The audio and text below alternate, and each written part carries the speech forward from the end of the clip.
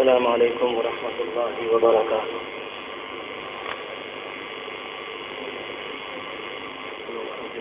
بسم اللہ الرحمن الرحیم۔ الحمد للہ وکفی وسلام علی عبادہ الذین اصطفی، اما بعد۔ اعوذ باللہ من الشیطان الرجیم، بسم اللہ الرحمن الرحیم۔ یا ایھا الذین آمنوا کتب علیکم الصیام کما کتب علی الذین من قبلکم لعلکم تتقون۔ وقال سبحانہ وتعالی شہر رمضان الذی انزل فیہ القرآن هدى للناس وبينات من الهدى والفرقان۔ صدق اللہ العظیم۔ وقد قال النبي صلى الله عليه وآله وسلم الصوم لي وأنا أجزي به، الصوم لي وأنا أجزى به، أو كما قال عليه الصلاة والسلام عن ربه تبارك وتعالى۔ اللهم صل على سيدنا محمد وعلى آل سيدنا محمد وبارك وسلم، صلى الله على النبي الأمي، صلى الله على النبي الأمي۔ قابل احترام بزرگوں، بہت ہی محبت کے مستحق دینی اور ایمانی بھائیوں، اللہ تبارک و تعالی رمضان المبارک کے اس مبارک جمعے میں بھلی بات کہنے کی توفیق مرحمت فرمائے، اور اللہ نے ہمارے اور آپ کے لیے جو رمضان المبارک مقدر فرمایا ہے، اللہ ہمیں توفیق دے کہ ہم رمضان میں اللہ کو راضی کر لیں اور ہماری زندگی اعمال کے اعتبار سے سنور جائے۔ قرآن مجید میں اللہ تبارک و تعالی نے رمضان کے روزوں کی فرضیت کا حکم ارشاد فرمایا ہے کہ تم پر روزے فرض کیے گئے۔ اسی آیت میں تھوڑی سے فاصلے پر ایک بات یہ بھی فرمائی کہ یہ رمضان المبارک کا مہینہ، اس میں رب العالمین نے قرآن مجید کو اتارا ہے، ہدی للناس، جو انسانوں کے لیے ہدایت، وبینات من الہدی والفرقان، اور شاندار دلیلیں اس کے اندر موجود ہیں۔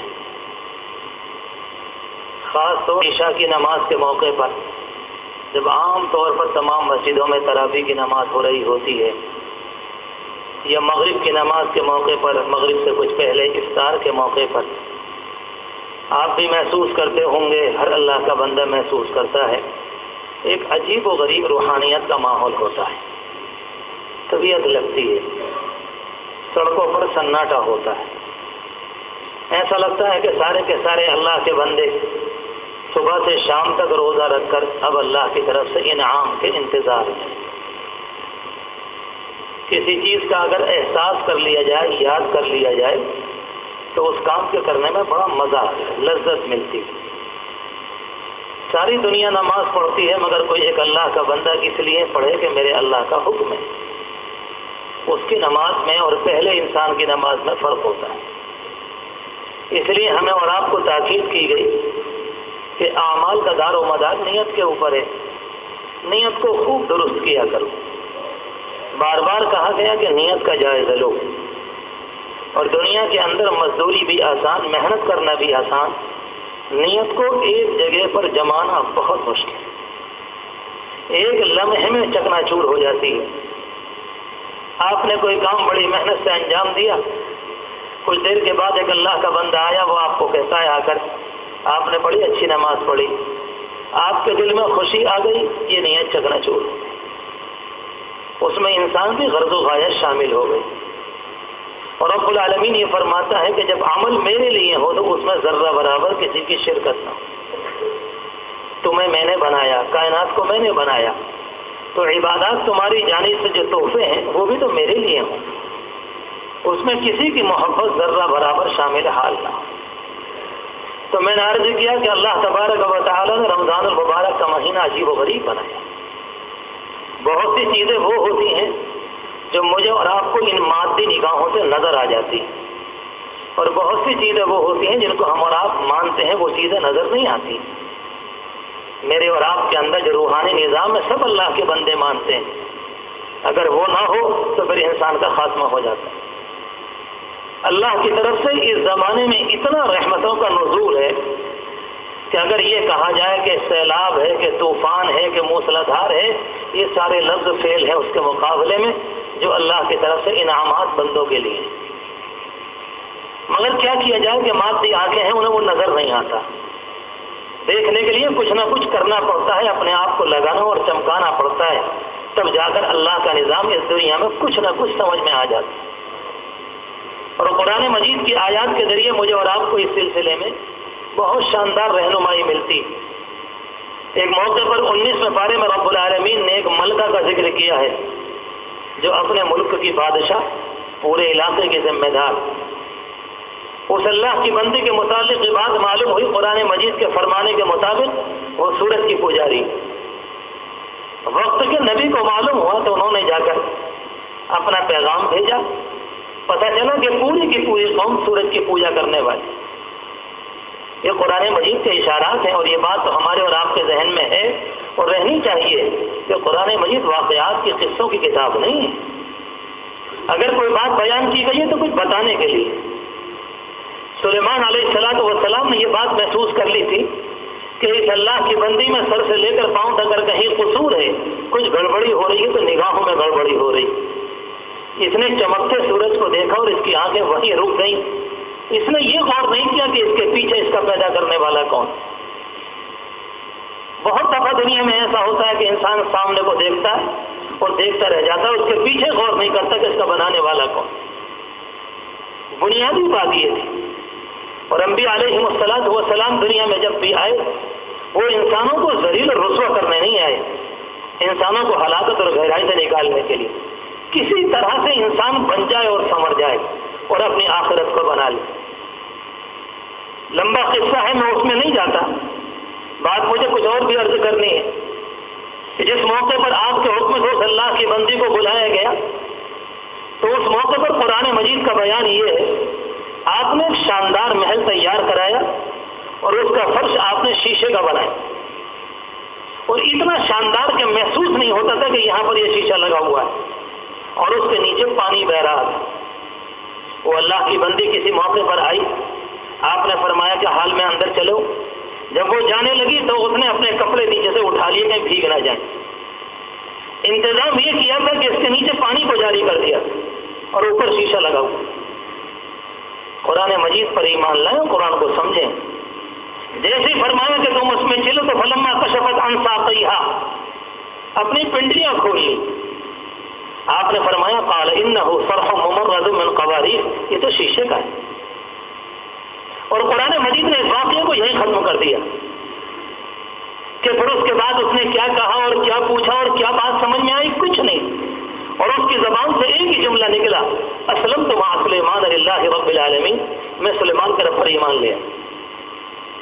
آپ کو یہ بات سمجھ میں آ گئی تھی، نگاہوں کا قصور جو سورج پر اٹک گئی، اور آپ نے علاج بھی نگاہوں کے ذریعے کیا۔ تمہاری نگاہ تو تمہارے پاؤں کے نیچے کا نہیں طے کر پا رہا کہ شیشہ ہے کہ پانی ہے، تم نے یہ کیسے طے کر لیا؟ تو میں نے آج دیکھا کہ قرآن مجید کا یہ انداز بیان ہے کہ اللہ تبارک و تعالیٰ مختلف آیات کے ذریعے انسانوں کی رہنمائی عجیب و غریب طریقے پر کرتا ہے۔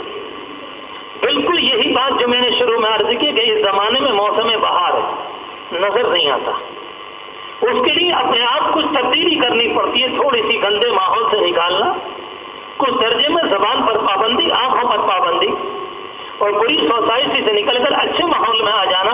نتیجہ یہ ہوتا ہے کہ انسان محسوس کرنے لگتا ہے، آپ ہی کو محسوس ہوگا۔ یہ نہ سمجھیں کہ یہ اللہ والوں کا کام ہے، کوئی صحابہ کرام کا اولیاء اعظام کا کام ہے۔ اسلام چند دنیا میں نمونے بنانے کو نہیں آیا۔ اگر لوگ یہ سمجھتے ہیں کہ اسلام دنیا میں اس لیے آیا کچھ اللہ والے بن جائیں، کچھ خدا کے سامنے رونے والے بن جائیں، کچھ خانقاہوں کو آباد کرنے والے بن جائیں، خدا کی قسم اس نے اسلام کو نہیں سمجھا۔ اللہ کے رسول علیہ السلام نے پوری امت کو بنایا، ان کا ہر فرد رب العالمین کا جاننے والا، ان میں کی ایک ایک عورت رب العالمین کی پہچاننے والی، اور وہ واقعتاً رب العالمین کو ایسے جانتے اور پہچانتے تھے کہ بعض صحابہ کرام کے متعلق تو یہ بات آتی ہے کہ وہ اللہ کے بندے کہتے تھے کہ جنت اور جہنم اگر سامنے آ جائے تو ہم اللہ کے رسول کے فرمانے پر جیسے ایمان لائیں اتنا پکے درجے کا ایمان ہمارے پاس ہے کہ خدا کی قسم جنت سامنے آ جائے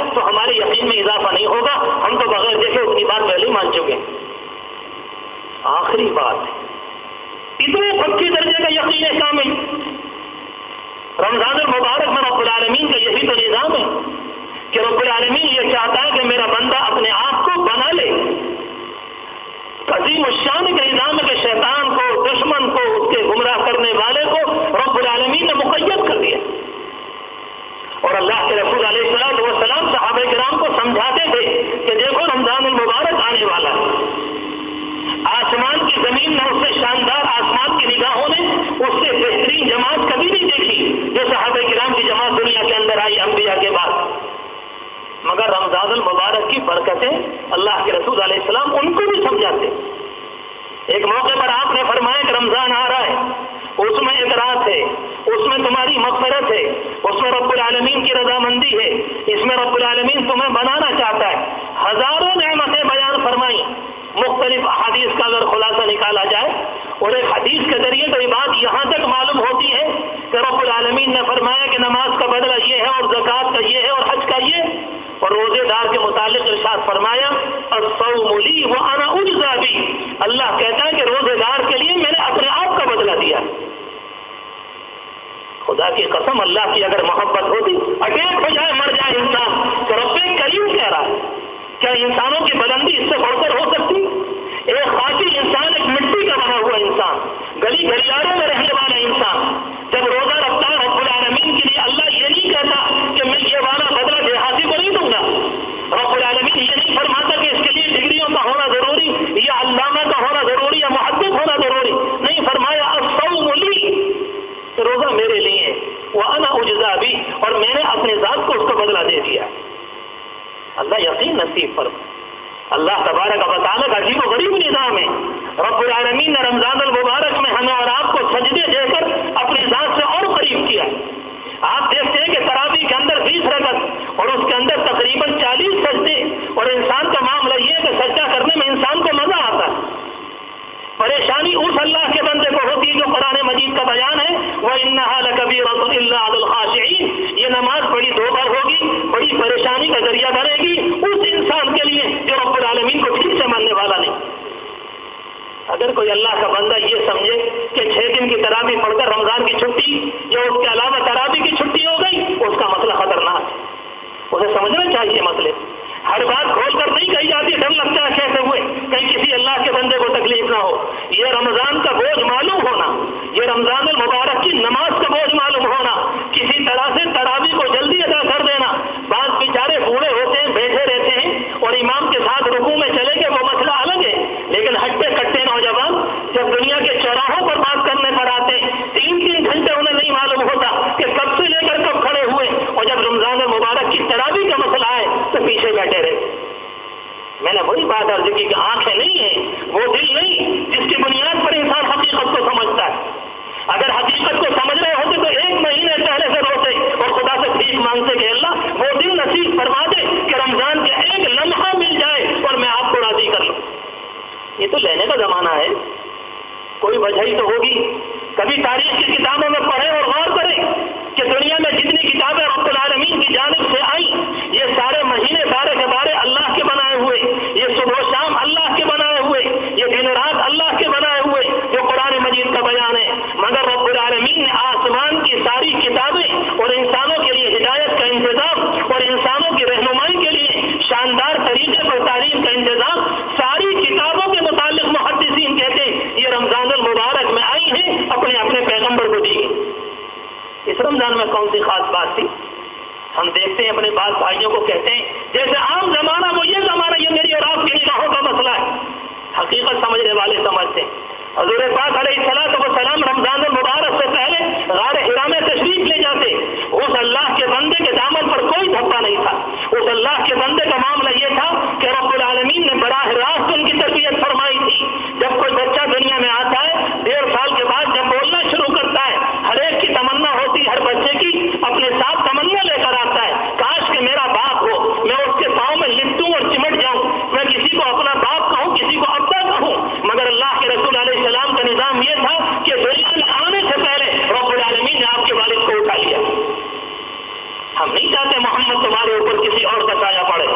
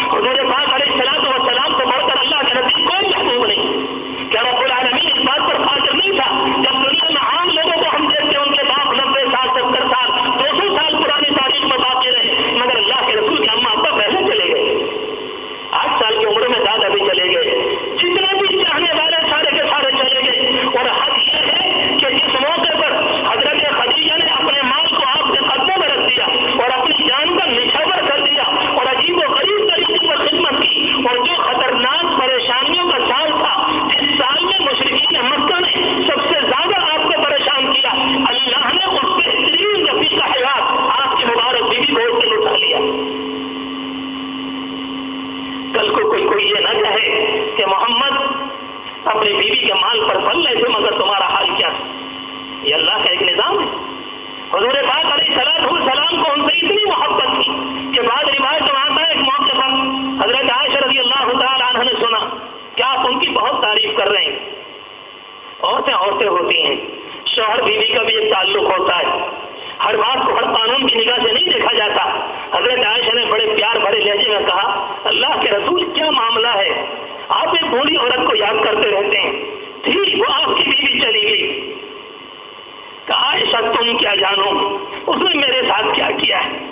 جب دنیا نے دھکے دیے اس اللہ کی بندی نے اپنے مال کو لا کر میرے پاؤں میں رکھا، جب دنیا نے میرا انکار کیا اس موقع پر اس نے اپنے دل میں جگہ دی، جب لوگ میرا ساتھ نہیں دے رہے تھے وہ صبر و حذر میں میرے ساتھ تھی، اور وہ اللہ کی بندی غار حرا اوپر اللہ کے رسول علیہ السلام کو کھانا پہنچا کر رکھی۔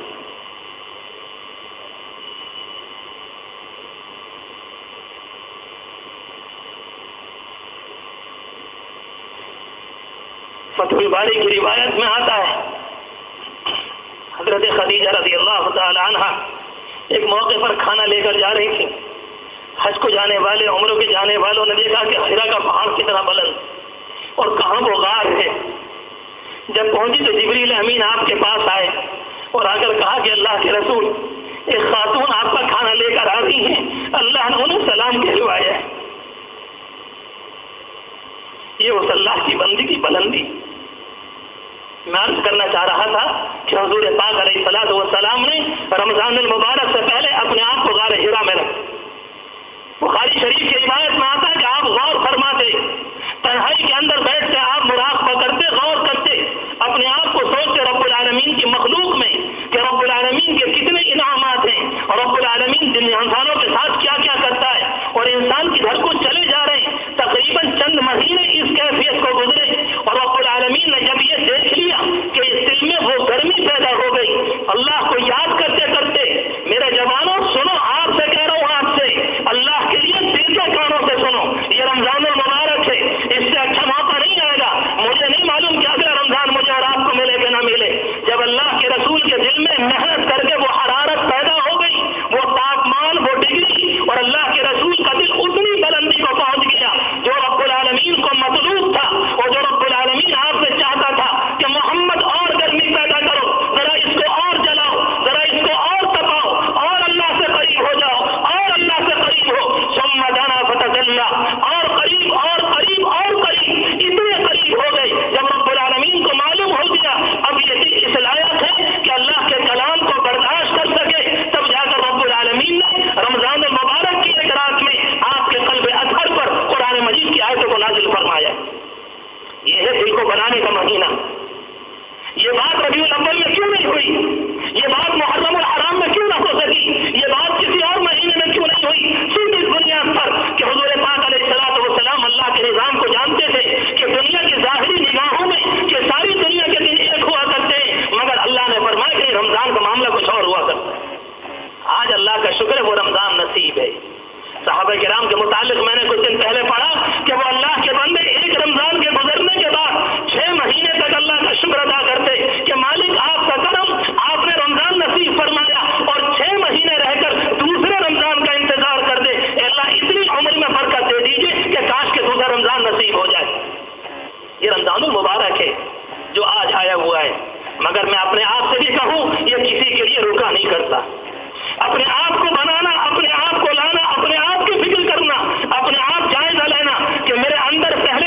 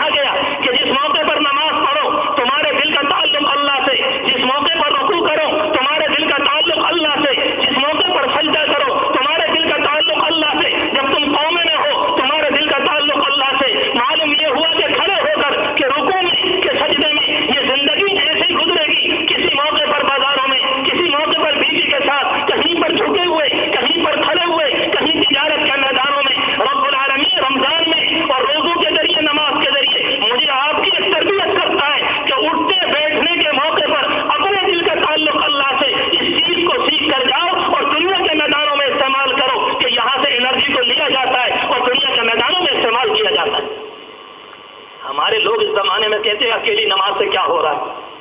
ہاں مجھے اور آپ کو یہی کہنا چاہیے اس زمانے کے اندر. کہتے ہیں بہت زمانہ ہو کے نماز پڑھتے پڑھتے، بہت زمانہ ہو کے تلاوت کرتے ہوئے ہمیں کسی طرح کی کوئی بات نصیب نہ ہوئی. خیال غلط ہے. جس دن اصلی نماز نصیب ہو گئی، جس دن سجدہ شوق مل گیا، جس دن رکوع والی کیفیت مل گئی، جس دن رب العالمین کے سامنے رونا نصیب ہو گیا، اس دن کی نماز عجیب و غریب ہو.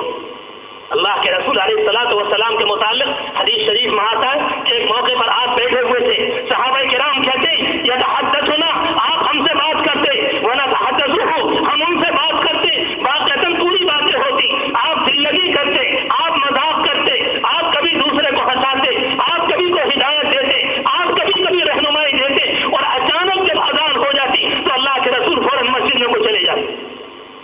حضرت عائشہ رضی اللہ تعالیٰ عنہ فرماتی ہیں کہ ایک موقع پر میں بیٹھی ہوئی تھی، اللہ کے رسول علیہ السلام چل دیے، جیسے ہی آپ چلے میں دوڑی آئی اور میں نے آ کر کہا کہ اللہ کے رسول مجھے آپ سے کوئی بات عرض کرنی. ادھر اذان ہو چکی. حضرت عائشہ فرماتی مجھے کچھ آپ سے بات کرنی.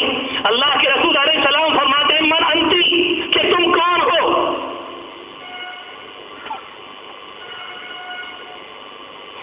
ایک نماز یہ بھی تھی، آئیڈیل اور نمونہ تو انہیں کی ذات کو بنایا گیا. وہ اللہ کی بندی کہتی اللہ کے رسول میں آپ کی بیوی، میں آپ کے ساتھ رہنے والی، آپ کے گھر میں. کہا من انتی، کہ تم کون ہو. وہ کہتی کہ میں صدیق اکبر کی بیٹی جو آپ کے رفیق غار، آپ کے ساتھی جان نثار صحابی ہیں آپ کے، میں ان کی بیٹی آپ کے سامنے. آپ فرماتے کہ من انتی، کہ تم کون ہو. کہتے کچھ ہی دیر گزرتی، آپ چلے جاتے، ہماری جانب متوجہ نہیں ہوتے. اس کے بعد میں سمجھ جاتی کہ آپ دل کے تار اللہ کی ذات سے جوڑ گئے. لا یعرفنا، اب ہمیں نہیں پہچانے، اب ہمیں نہیں پہچانے. نماز اس کو کہا جاتا ہے. حضور پاک علیہ الصلوۃ والسلام تو یہ نماز لے کر آئے تھے. رمضان المبارک میں چیز دی جا رہی ہے انسانوں کو بنانے کے لیے کہ نعوذ باللہ رب العالمین کے خزانے میں کمی آ گئی کہ رب العالمین نے منع فرمایا کہ کھانا مت کھانا، کہ رب العالمین کے یہاں پانی کی کمی آ گئی. جو اللہ خربوں جانوروں کو کھلاتا ہے، جو اللہ کافروں کو کھلاتا ہے، جو اللہ دہریوں کو کھلاتا ہے، اس نے آج تک اپنے سورج کی روشنی کو کبھی کسی کافر زندگی دہریے کے لیے بند نہیں کیا. اس اللہ کے خزانے میں کون سی کمی ہوئی کہ رب العالمین اپنے بندوں سے فرماتا ہے کہ بندوں صبح سے لے کر شام تک ذرا اپنے آپ پر لگام لگاؤ، اپنے آپ کے اندر صبر لاؤ، اپنے آپ میں جماؤ پیدا کرو، اپنے آپ میں طاقت لاؤ. میری بات کا ماننا تم پر دشوار نہ ہو، میری بات کو مانو تو شوق اور محبت سے مانو. اللہ تعالیٰ بندوں کو رمضان کے ذریعے تربیت دیتا ہے. قرآن مجید کو آپ پڑھتے چلے جائیں، میں اس تفصیل میں نہیں جاتا کہ دو چیزیں رمضان المبارک میں رب العالمین چاہتا ہے کہ بندے کو نصیب ہو جائیں. نمبر ایک پر صبر، اور صبر کا مطلب وہ نہیں جو اردو زبان میں عام ہو گیا، آپ نے کسی کو نقصان پہنچایا کہ جی ہم نے صبر کر لیا. ایک صبر عن المشقہ ہوتا ہے کہ طبیعت پر بات دشوار ہے، تہجد کے لیے نہیں اٹھا جا رہا مگر اللہ کا حکم اٹھ کر رہوں گا. طبیعت یہ کہتی کہ نماز نہیں پڑھنی، کچھ بھی ہو جائے میرے مالک کا حکم ہے مجھے نماز کو پڑھنا ہے. طبیعت یہ کہتی ہے کہ زکات مت دینا، تمہارا مال غریبوں پر جائے گا، کچھ بھی ہو جائے مجھے اللہ کی بات کو ماننا ہے. اس کو کہا جاتا ہے صبر عن المشقہ، کہ انسان کا نفس کچھ کہتا ہے مگر رب العالمین کے حکم کو ماننا یہ صبر کہلاتا ہے. ایک چیز ہے صبر علی الطاعہ، کہ رب العالمین کی بات کے اوپر جمے رہنا. دو چیزیں بار بار قرآن مجید نے بیان کی. اللہ کے بندے رمضان المبارک میں اپنے اتنے دو حوصلے پیدا کر لیں، دو طاقتیں کہنا چاہیے، دو صفتیں پیدا کر لیں. نمبر ایک صبر، نمبر دو تقویٰ. تقویٰ کہتے ہیں اپنے آپ کو بچانا، تقویٰ کہتے ہیں بری جگہ سے ہٹ جانا، تقویٰ کہتے ہیں جس موقع پر اللہ کا جو حکم ہو اس بات کو پورا کر لینا، اور صبر کہتے ہیں کچھ بھی ہو رب العالمین کی بات کے اوپر جم جانا. آپ دیکھ لیں موسیٰ علیہ السلام کے واقعات میں، حضرت یوسف علیہ السلام کے واقعات میں، ایک اللہ کے بندے کو اس کے سگے بھائی کنویں کے اندر ڈالتے ہیں اور وہ اللہ کا بندہ کچھ بھی رہنے کو تیار نہیں. ایک اللہ کے بندے کو لوگ وہاں سے نکال کر منڈی میں جا کر بیچتے ہیں، اور منڈی میں وہ اللہ کا بندہ بک رہا ہے اور وہ کسی سے کچھ بھی کہنے کو تیار نہیں. کم از کم یہ کہنے کا تو حق تھا اللہ کے بندوں کسے بیچ رہے ہو، جانتے نہیں میں یعقوب کا چشم و چراغ ہوں اور تم نے کسے منڈی میں لا کر بیچا. مگر قرآن بتاتا ہے اس اللہ کے بندے کی زبان سے کوئی جملہ نہیں نکلا. لوگوں نے کنویں میں ڈالا بغیر قصور کے منڈیوں میں بیچا، اور اس کے بعد جا کر مصر کے گلے پہنچے اور وہاں سے ایک آدمی خریدنے آیا اور اس نے لے جا کر اپنے گھر میں رکھا. ایک موقع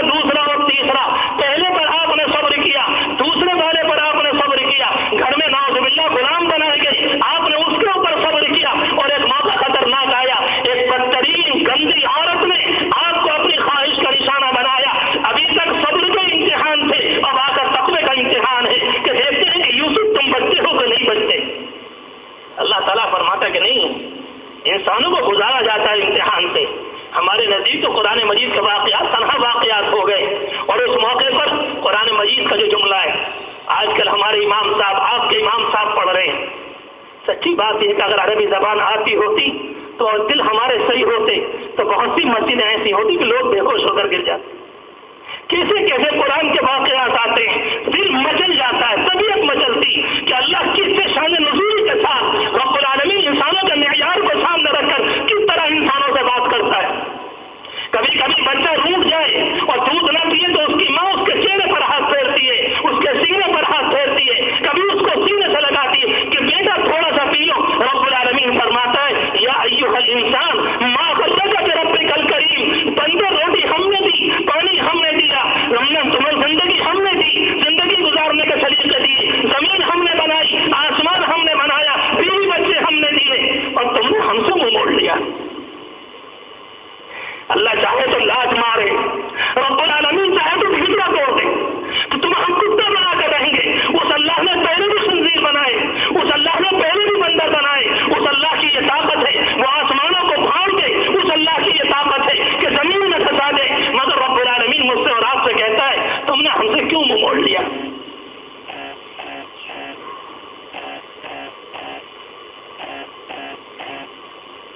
چوبیسویں پارے میں ایک جگہ فرمایا یا عبادی الذین اسرفوا علی انفسہم، اے میرے بندوں جنہوں نے گناہ کر لیے مجھ سے مایوس مت ہونا. کتنا شاندار پیغام ہے شرابی کے لیے، ہم جیسے گنہگاروں کے لیے، ہم جیسے مکاروں کے لیے، ہم جیسے جھوٹوں کے لیے، دنیا کے زانیوں کے لیے، دنیا کے حرام کھانے والوں کے لیے. رب العالمین کہتا لا تقنطوا من رحمت اللہ، اللہ کی رحمت سے مایوس مت. بخاری شریف کی روایت میں آتا ہے کہ رب العالمین افطار کے موقع پر، سحری کے موقع پر کہتا ہے کوئی ہم سے معافی کا مانگنے والا؟ میں اپنے جوانوں کو دیکھتا ہوں بیچارے فٹ پاتھ پر بیٹھے ہیں. تم نے سب کچھ پہچانا، خدا کی قسم تم نے اللہ کو نہیں پہچانا، تم نے اللہ کو نہیں سمجھا. اور رب العالمین خود فرماتا ہے وما قدر اللہ حق قدری، دنیا کے لوگوں نے بیوی کو پہچانا، اپنے بھائی کو پہچانا، اپنی تجارت کو پہچانا، اپنی سوسائٹی کو پہچانا، نہیں پہچانا تو اپنے پیدا کرنے والے کو نہیں پہچانا. وما قدر اللہ حق قدری. انتظار کرتے رہتے ہیں اب گولا ہوگا، 20 کی ٹولیاں کھڑی ہیں. اللہ کے بندوں کو دے تو آنسو بہا لو. جانا ہے اور ہر حال میں جانا ہے، اس کے علاوہ کوئی راستہ نہیں. میں بات پوری کر دوں. جب یوسف علیہ السلام گھر کے اندر پہنچے، اس سے پہلے صبر، اس سے بعد پہ صبر، اس کے بعد صبر، لیکن خطرناک موقع آیا. تو اس موقع پر ذرا قرآن مجید کا انداز بیان دیکھ لیں. آپ کی زبان سے ایک جملہ نکلا کہ جب کنویں میں پھینکا گیا کوئی جملہ قرآن مجید بیان نہیں کرتا، جب منڈی کے اندر بکے تو قرآن مجید کوئی بات بیان نہیں کرتا، جب غلام بنائے گئے تو قرآن مجید کوئی بات بیان نہیں کرتا. لیکن جب عورت کا حملہ آیا تو آپ نے کہا قال معاذ اللہ، معاذ اللہ، اللہ تیری پناہ چاہیے، یہ تو کالی آندھی اور طوفان آیا ہے، اگر آپ نے میرا ساتھ نہیں دیا اس موقع پر نہیں بچ سکوں گا. یہ تو وہ ہیں جن کی حفاظت کی ذمہ داری اللہ نے لی. روایت میں آتا ہے جس موقع پر آپ وہاں تھے اچانک چھت پھٹی اور یعقوب علیہ السلام کی تصویر یا ان کا مجسمہ نظر آیا. ابن کثیر رحمۃ اللہ علیہ کہتے ہیں اور اس موقع پر یعقوب علیہ السلام کی انگلی ان کے منہ میں تھی. کہا بیٹے اس کام کے قریب مت جانا.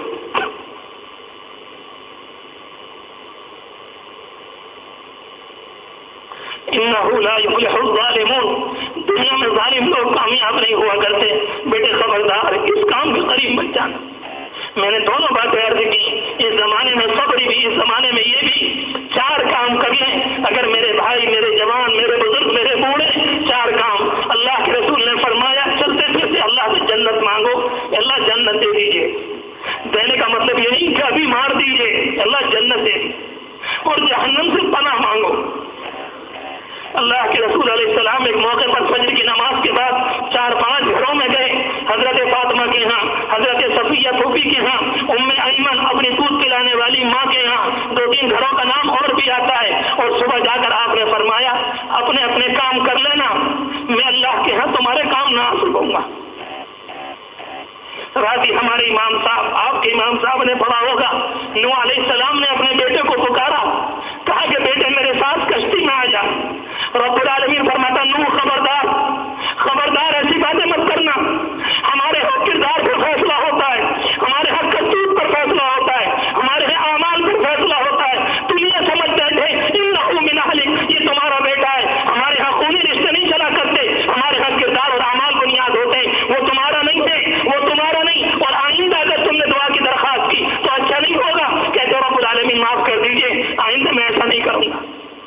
نبی کھڑے تھے اور ان کے سامنے سیلاب اور اس کی موجیں ان کے بیٹے کو بہا کر لے گئی اور نبی دیکھ رہے ہیں کہ بیٹا کفر کے حال میں چلا گیا. میں آپ دیکھیں آج سیلاب تو نہیں، گندی تہذیب کا سیلاب، ٹیلی ویژن کا سیلاب، گندے فوٹوؤں کا سیلاب، اخبارات کا سیلاب، گندی تصویروں کا سیلاب، گندی سوسائٹی، گندا کلچر، گندی تہذیب کا سیلاب اتنا خطرناک، اور ہم دیکھ رہے ہیں ہماری اولاد بڑھی چلی جا رہی ہے مگر بچانے پر قادر نہیں. بس میرے جوانوں، خدا کی قسم جو ہاتھ سے کہا اپنے آپ سے پہلے کہا، اگر کہو تو ہاتھ جوڑ کر کہوں اللہ کے لیے اپنے آپ کو بدلو، اپنے آپ کو بدلو، اللہ کے سامنے آؤ، نمازی بنو، قرآن کے عادی بنو، اللہ کے رسول کے دین کو اپناؤ. یہ دنیا کی یہودیت، یہ دنیا کی عیسائیت، یہ دنیا کے مجوس خدا کی قسم اللہ کی نگاہ میں پخانے سے بھی بدتر ہے. اللہ کے رسول کا دین وہ ہے جس کی بنیاد پر انسان بنتے آئے ہیں اور قیامت تک بنتے چلیں گے. اس رمضان میں بنانا بہت آسان، دو موٹے موٹے آنسو بہا لو خدا کے سامنے. رات کو یقیناً سحری کے لیے اٹھتے ہوں گے، اس موقع پر اللہ سے 2 رکعت پڑھ لو کہ اللہ معاف کر دیجئے. رب العالمین فرماتا ہے، بخاری شریف کی روایت ہے، کسی موقع پر کسی سے گناہ ہو جائے، انسان کے زبان سے جملہ نکلا اللہ مجھے معاف کر دیجئے، اللہ کہتا ہے کہ اس بندے کو پتا ہے اس کا کوئی رب ہے جو گناہوں پر پکڑ کرتا ہے، جو معاف کرنے پر قادر ہے. وہ انسان پھر اس کے بعد کبھی گناہ کرتا ہے، پھر توبہ کی باتیں کرتا ہے. رب العالمین فرماتا ہے اگر ایک انسان دن میں 70 گناہ بھی کرے اور اس کے بعد معافی مانگ لے، رب العالمین اس کو معاف کر دے گا، کوئی پریشانی کی بات نہیں. ہم اور آپ دیکھتے ہیں کہ کبھی کبھی کوئی لڑکا چلا جاتا ہے 3-4 مہینے 5 مہینے 10 سال یا 2 مہینے 2 سال کے بعد آتا ہے اور اس کی ماں بیچاری روتی ہے، اس کی آنکھیں خشک ہو جاتی ہیں. اگر کسی موقع پر رات میں ہوا بھی کنڈی ہلا دے بھاگ کر جاتی ہے کہیں میرا پوت تو نہیں آ گیا. جس طرح سے یہ معاملہ ہے بالکل یہی معاملہ ہے، سمجھو یہی معاملہ ہے. میری طاقت نہیں میں تمہارے دل میں اتارتا، یہی معاملہ ہے. جب بندہ لوٹ کر اللہ کی طرف آتا ہے اس ماں سے زیادہ اللہ کو خوشی ہوتی ہے، میرے بندے تو مرنے سے پہلے آ گیا، تو جہنم میں جانے سے پہلے آ گیا. اللہ کے رسول علیہ السلام بیٹھے ہوئے تھے میدان جہاد میں، ایک عورت کا بچہ گم گیا، اس نے کبھی اس کے بچے کو پکڑ کر سینے کو لگایا، کبھی کسی کے بچے کو سینے کو لگایا. آپ نے ان کی بے چینی کو دیکھا تو اس موقع پر آپ نے فرمایا کہ دیکھتے ہو یہ عورت کتنی بے چین ہے اپنے بچے کی تلاش میں. کہا کہ اللہ کے رسول دیکھ رہے ہیں. فرمایا دیکھتے ہو کتنی محبت ہے؟ کتنی ہم دیکھ رہے ہیں. آپ نے فرمایا جتنی اس بچے سے محبت ہے اللہ کو اس سے بھی زیادہ محبت. اللہ اللہ ہے، اللہ اللہ. کتنے گناہ ہو جائیں، کچھ بھی ہو جائے، زندگی کیسی گزری کوئی مسئلہ نہیں. رب العالمین فرماتا آ گئے. اگر 60 70 80 سال کا کوئی بوڑھا باپ شراب پی کر کس نے چکنا چور کر لیا، چوری کر کر، گناہ کر کے، حرام کاری کر کر، سود کھا کر، دنیا کا ہر گندا کام کر کے، جبکہ اس کے لڑکے اس کو نکالتے ہیں، اس کی بیوی اس کو نکالتی ہے، اس کے خاندان کے لوگ نکالتے ہیں. روایت میں یہ آتا ہے کہ ایک اللہ کا بندہ آ جائے اس 90 سال کی عمر میں نہ منہ میں داں، نہ پیٹ میں آگ، نہ ہڈیوں میں گھوٹا، بالکل گندا سڑا ہوا، اور مسجد میں آ جائے. رب العالمین فرماتا ہے بیوی نے نکال دیا، بچوں نے دھکا دے دیا مگر میں دھکا نہیں دیا کرتا. شاباش تم مرنے سے پہلے آ گیا، میری رحمت تو یہ بھی سینے لگائے گی. اللہ معاف کرنے پر قادر اور 100% معاف کرتا ہے. بہت شاندار مہینہ اپنے آپ کو بنانے کا، مگر میں نے پہلے بھی عرض کیا اور پھر کہتا چلوں یہ کسی کے انتظار میں رکا نہیں کرتا، بہت تیزی سے جا رہا ہے. میں اپنے آپ کا جائزہ لوں، آپ اپنے آپ کا جائزہ. تربیت کرنا بہت آسان ہے. اپنے آپ کے اس مہینے میں دیکھیں کون سے گناہ ہیں. کچھ گناہ وہ ہوں گے جن سے فوراً چھوٹ سکتے ہیں، کچھ گناہ وہ ہوتے ہیں ایک دم ہم ان سے نہیں نکل سکتے. کسی کے پیسے مارے، کسی کے پیسے کا دبایا، جس سے گناہ سے فوراً چھوٹ سکتے ہیں، اتنوں سے توبہ کر لے. اللہ فرماتا کہ اس کی برکت سے اللہ بقیہ گناہوں سے بھی بیڑا پار لگا دے گا. رب العالمین ہماری تراویح بھی قبول فرمائے، ہمارے روزے بھی قبول فرمائے.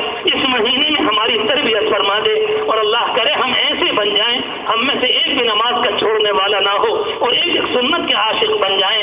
اللہ ہمیں سچا پکا مسلمان بنا دے.